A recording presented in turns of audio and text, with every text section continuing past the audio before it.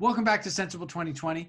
Thank you so much for being a part of this. We very much appreciate your time. I'm Seth Adler, your event host. It's my honor to be doing this.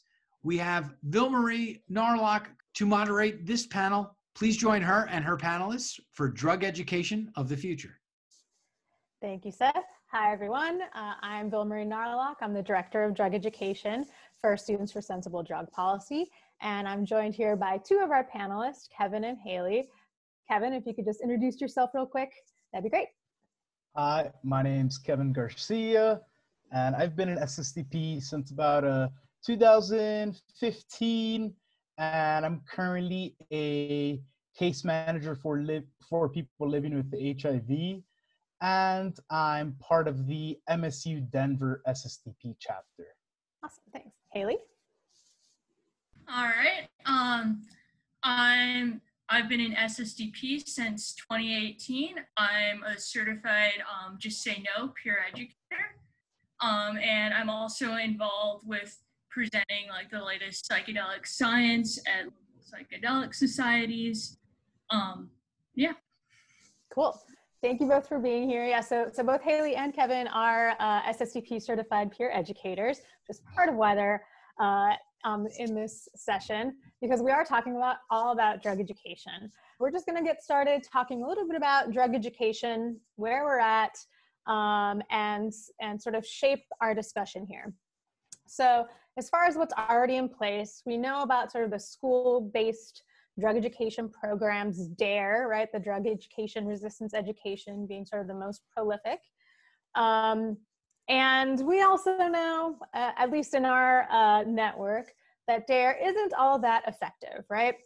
There's been loads of research showing some of the issues with DARE. And so certainly there's been a lot of other attempts at drug education. So DARE definitely still exists in their new version, which they actually call Keeping It Real, but you don't hear that. It's sort of an updated curriculum, not a lot of research behind it, so we really don't know how effective it is. Despite some of the not so good parts about DARE, one of the things that we've talked about as a group as we were preparing for this was sort of the tobacco success, at least in the time, right? So one of the things that people sort of appreciate about DARE is that it helped kids not use tobacco anymore. And one of the things I realized when we were talking about that is that was right around my generation. So when I was in school learning about DARE, there was a lot. It wasn't just DARE, but there were so many campaigns targeting young people, targeting kids to not use cigarettes, to not pick up a cigarette, not start cigarettes. And, there was posters, there was billboards, there was things on TV. Pretty much every primetime show targeting families had some sort of storyline about some kid trying to use cigarettes. So it was really sort of in the zeitgeist at the time. So was it DARE or was it all these other things? I don't know if we can really know that for sure. Some other things, and maybe Haley and Kevin, you can kind of talk a little bit about what your experience was in drug education in high school. Like, did you guys experience anything in like your health class or anything like that? And what was that like for you? Go ahead, Haley. I briefly remember having like a drug education unit in middle school that wasn't really extensive at all and didn't talk about like most of the drugs that are out there. It really just focused on alcohol, tobacco, and cannabis, and basically just to not use them. But I feel like it didn't really prepare me for encountering any other drugs than that. And general policy with handling those substances was just not to do them. There was no aspect of harm reduction in. Cool, thanks for that. Yeah, Kevin, how about you? Yeah, so I had a similar experience that Haley did. So the only time I was given drug education in my high school and middle school years was in middle school. And I remember it was like a history class or health class, one of those. but it pretty much, just like Haley said, was talking about the negatives associated with drug use. And for me, I felt like they focused on a lot of the cigarette smoking. So I saw, you know, the lungs after like 40 years of cigarette smoking. And they also talked about methamphetamine and did that whole thing where they show like the faces of people after using meth for like, you know, 10 or 20 years. And I recently found out that those were actually, somebody made a program to model how the face would look after using methamphetamine for a long time. So looking back on that, I thought it was interesting that they used this like theoretical program to show the negative effects of a substance. And I really didn't get anything as far as, you know, drugs are bad. And when I was in high school, most of the education surrounding drugs that I came across was from the internet. Yeah, so it's a lot of like fear mongering, a lot of like don't use this, a lot of like this is going to kill you. Yeah. And then we were sort of left to really on our own to figure out what this stuff was that was we were coming across, right? Yeah. Yeah. So kind of moving on to that, and for those who are interested in learning a little bit more about this history of drug education, we have a whole lesson on it in our Just Say No program. So I encourage you to check that out. But our friends over at the Drug Policy Alliance have been working really hard to develop basically a really good alternative to DARE, and that's their Safety First program. And some of the ways that it's really great is it's still, you know, your school-based model where are children the most in school.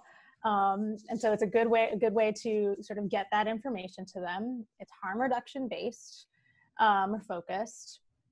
And there's, you know, they did a really careful job of talking about how the content of the lesson, the science information, all of that stuff fits into actual curriculum guidelines for school, which I think is a really great way to ensure that schools will actually be interested in taking on a program like this, because it's not necessarily going to be something adding that they have to figure out how to fit it into their schedule. It's something that can be an adjunct to things that they're already doing. So that's one thing I really like about it. I think, you know, we've talked a little bit about some of the ways that we could continue to grow from that kind of program, right? So, you know, there's a little bit there's some other ways that we see it happening in our sort of network, right? One, of course, is harm reduction based services, things like Dance Safe, the peer-based sort of outreach stuff, right? But there are maybe some limitations to that. So I'm wondering if we can kind of talk a little bit about what some of those limitations are, what some of the good things are about, you know, Dance Safe's and DPA's types of programs. So Haley, what are some of the things that you think about when you think about like Dance Safe's drug checking programs and their festival-based programs?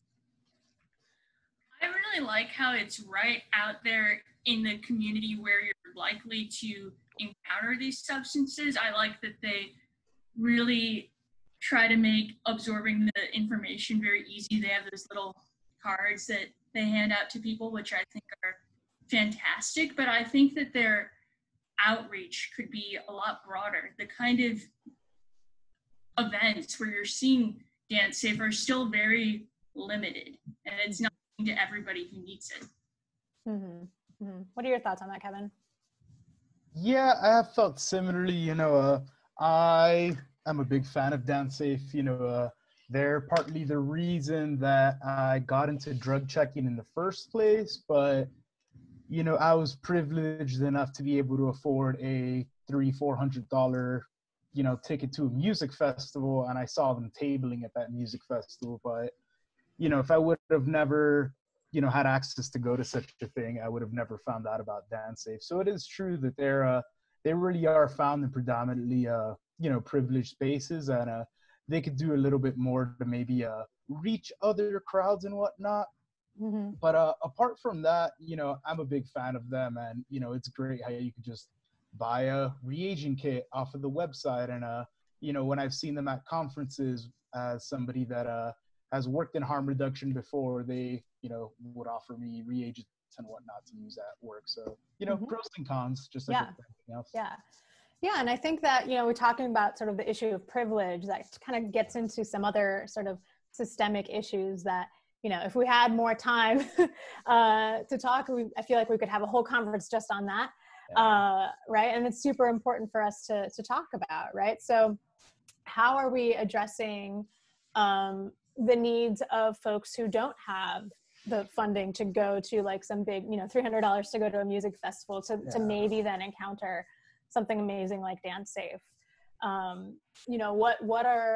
What are the different strategies that exist for getting drug education and harm reduction education specifically to different communities, right? And there's the whole concept of nothing about us without us, right? So it doesn't make sense for us to just sort of like march into a community and say, hey, here, have this drug education, when it might not apply to them.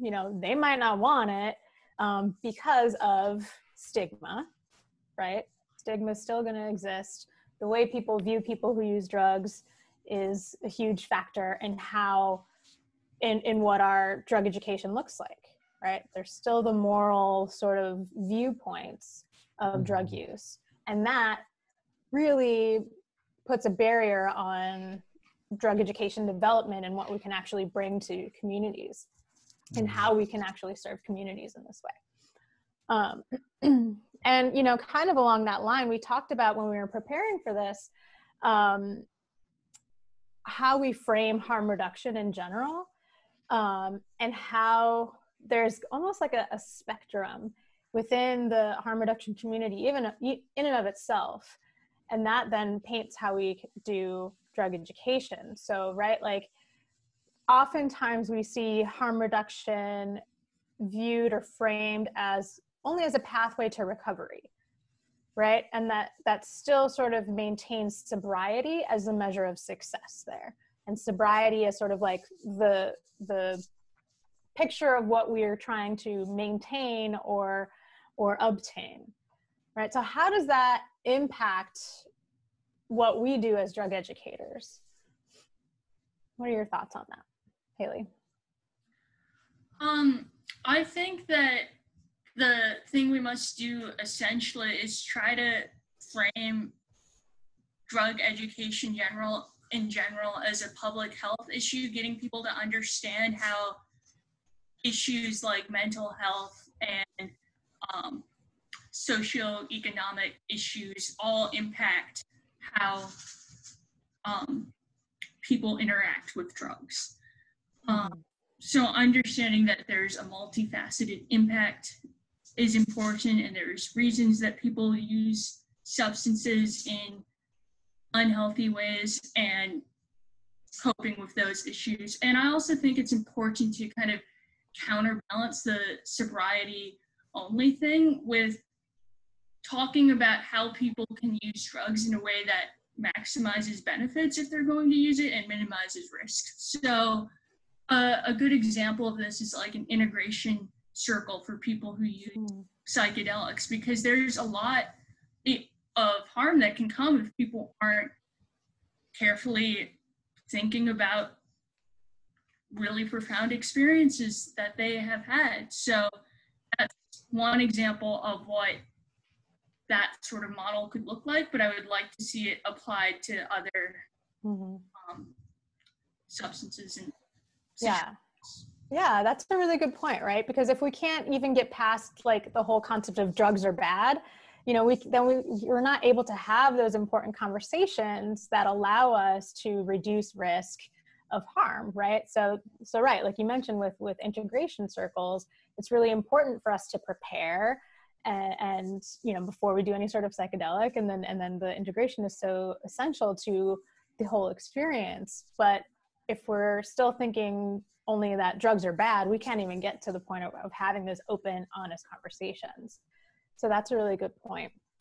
And I think, you know, one of the things we talked about too is as a society, we really do a good job of confusing young people about drugs, right? Because there's drugs are bad, but then culturally we're still teaching people that it's okay to use some drugs, right? Like if you don't get blackout drunk on your 21st birthday, like, did you even turn 21? So this is, we're really sort of like doing a disservice to our young people by this mixed messaging. So it's important to be able to have that balanced, open conversation. And so in that vein, I wanted us to kind of start talking a little bit about what sorts of new innovative stuff we're seeing in drug education, and, you know, sort of what new tools you've kind of been eyeing. And then I wanted for us to bring the question, and we'll kind of get to that, to the whole sort of crowd here, of what we want, what we're hoping for a future in drug education. So first off, I know, Kevin, you had talked with us a little bit about sort of some of the new and innovative stuff. So why don't you take it away with that? Yeah, so before I talk about that, I just wanted to talk a little bit about how I learned about substance use. So like I said, like in high school around that time, I started to use the internet. So resources like Arrowhead was my first one. Then eventually I was reading things like a Drugs Forum and Blue Light and Reddit.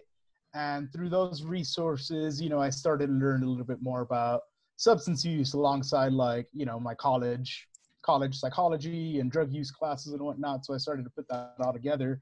But when we were preparing for this conversation, it had me thinking like, okay, one generation before, like what are they using to learn about substance use? And like me, the internet's a big source, but one resource that I never used and I see is being used now is like apps.